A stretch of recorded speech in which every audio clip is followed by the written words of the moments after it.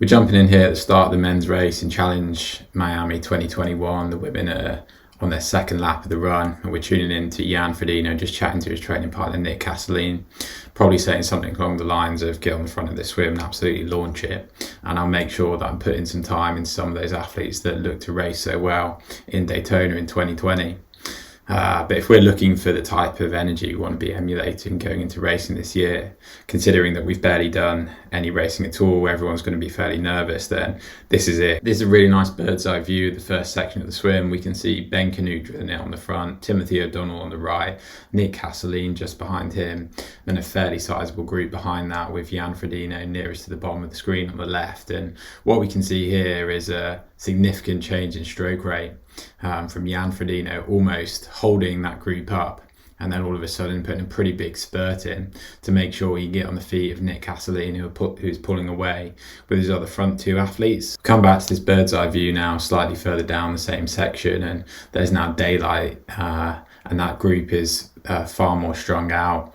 Jan Frodeno on the outer part of the screen now has overtook Timothy O'Donnell and is just latching on to Nick Castelline's feet, who's nicely latched on to Ben Canute. So a really nice example there of almost stalling things slightly, getting through that first buoy, and then after kind of people are almost resting on their laurels a bit. Okay, I'm consolidated in this front group, putting the burners on, catching up with his training partner and making sure that he's getting some daylight between some of those other main contenders and getting out onto the bike course freely. Timothy O'Donnell did a great job to latch onto that front group, but it was still Canute, Jan Frodeno and Castelline who made that front selection. It was very closely followed by that group that we saw behind earlier on. So not a huge gap in T1, but considering how quick a course like this is, still significant. One of the things that won't be singing Jan Frodeno's praises on, most of the things we are, was obviously getting his suit on, which took a bit of time, but there's obviously going to be a bit of race rustiness. And looking at T1 too, there was a lot more race rustiness for getting onto the bike, which was also a common challenge we saw at the Nice World Championships too. Ben Canute having a bit of a collision with a traffic cone there. Nick Castelline struggling to get his shoes in, but Timothy O'Donnell having a great jump on and getting out and gone, which is what you want after putting that big effort in to make that group in T1. Jan Frodeno having a bit less trouble there, L-bite in a fairly high gear. We're now on lap 7 of this bike course after watching the female finish, and Jan Frodeno set a really strong pace at the start of this race, wasn't hanging about at all. Timothy O'Donnell and Ben Canute were hanging in there. Rudy von Berg also making his way up well from that second pack and swim, but the big mover Andrew Starkovitz, after coming back with a point to prove from the sanction that was well publicised by him in the media, causing a bit of a ruckus there, whether it was legitimate or not. But I ran the numbers through best bike split based off 78 kg weight, and obviously considering the time he did on the date and the weather on that day, and also a 0.22 CDA, and it's coming out about 400 watts, which I wouldn't be surprised with. You can go on Strava and look at actually the pro race segment, which does have a couple of pro athletes in there,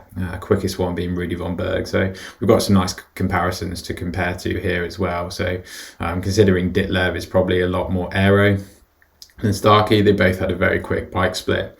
I'd imagine those numbers are pretty close to the mark for what he did. As you can see from that leaderboard, the gap to Starkey isn't massive.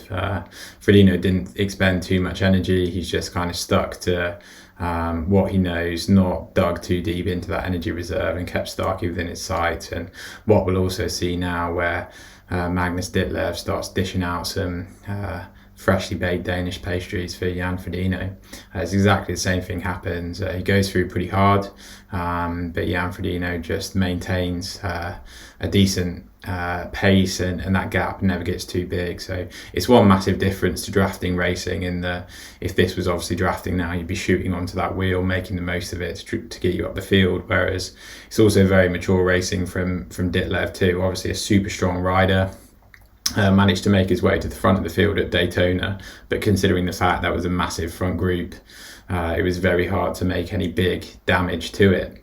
But in this case, he's sat behind Frodeno for a while now, probably just saving what he can. It's still a blistering pace at the front. They're riding really, really quick. There isn't going to be much let up. But there's obviously a 15-second or so gap to Starkey. So now he's thinking, right, okay, I'll put in an effort here, make sure I can get enough of a slingshot off Jan to get onto Starkey's wheel, or at least give it everything I can. And then at least I'm creating a bit of a gap to the likes of Jan Frodeno, to the likes of Rudy von Berg, Lionel Sanders, who are riding well, are obviously going to run pretty well off it too. So really mature racing from him. Yeah, considering how young he is too, he's put in some blistering bike performances. The 70.3 in Poland last year stands out. We're now on the final lap, and as you can see, the time gap stayed relatively similar. Ditlev never really closed that gap to Starkey. He got pretty close within sort of 10 seconds, but couldn't make those final up. Frodeno lost a bit of time to Ditlev, but nothing huge. He's still sitting around that 10-second mark. Both Ditlev and Starkey ended up with average bike splits over 29 miles per hour, or almost 47 kilometers an hour. So gives you a bit of perspective on how quick these guys were actually moving.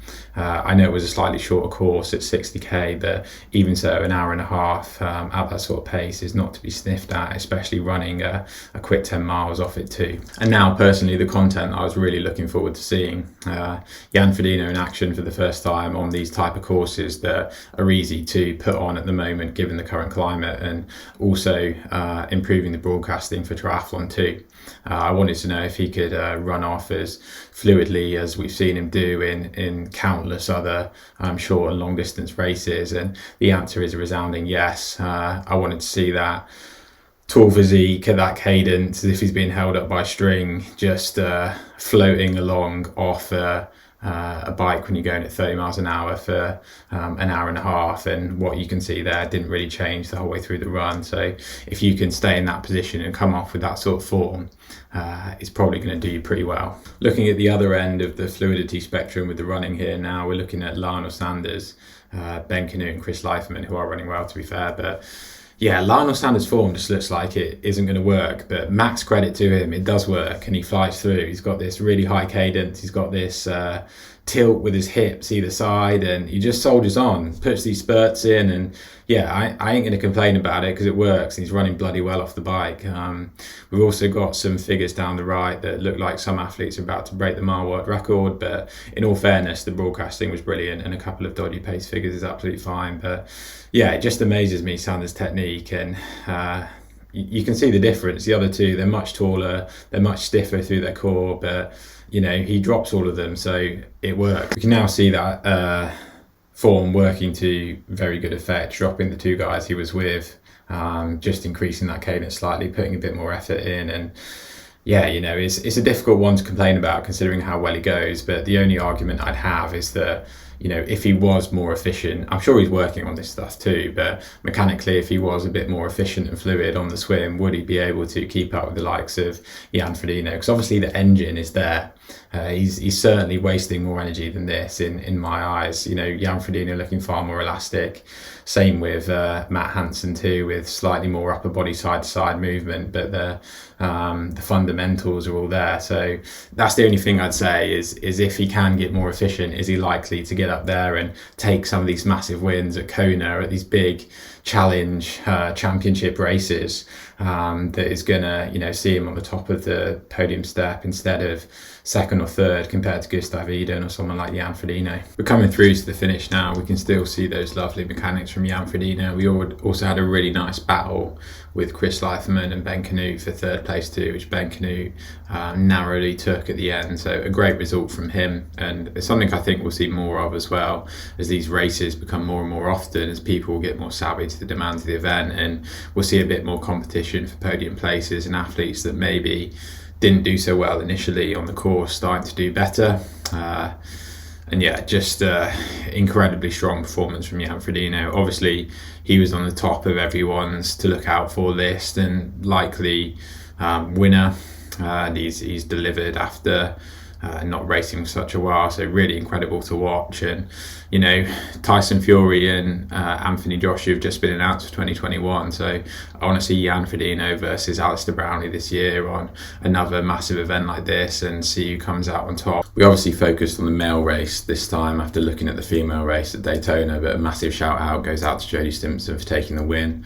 She's clearly been working really hard on a time trial bike, spending a lot of time in position, and that's resulted in her looking a lot more comfortable on the bike, getting off in a really competitive position in T2. And I think, like Lucy said in the post-race interview, it's not someone you want to be competing with on the run leg to take the race. And she looked super smooth coming off the bike, really nice form, similar to Jan Frodeno. Just looked like it was pretty effortless, which is always a good sign. It'll be a massively popular win in the triathlon world. She's obviously been very successful in short distance racing too, but she had a really tough year last year and lost her dad. So yeah, super pleased for her. It was actually really emotional, her coming over the finish line too. So I'm sure everyone would have been stoked to see her back on top of the world stage, this time in long distance racing.